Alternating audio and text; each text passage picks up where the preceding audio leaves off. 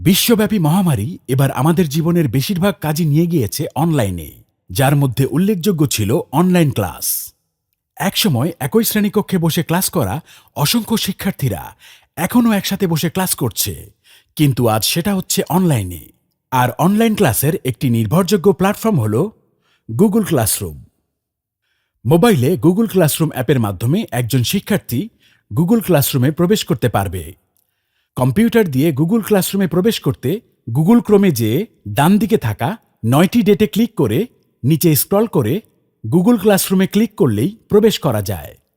Google ক্লাসরুমে কোনো ক্লাসে জয়েন করতে একটি জয়েনিং লিংক অথবা ক্লাস কোড দিয়ে প্রবেশ করতে হবে।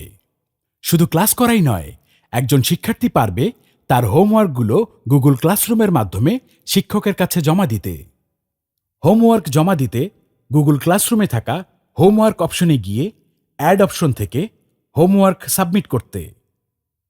ইন্টারনেট বিষয়ক এমন আরও তথ্য জানতে ভিজিট করো www.digitalliteracy.gov.bd।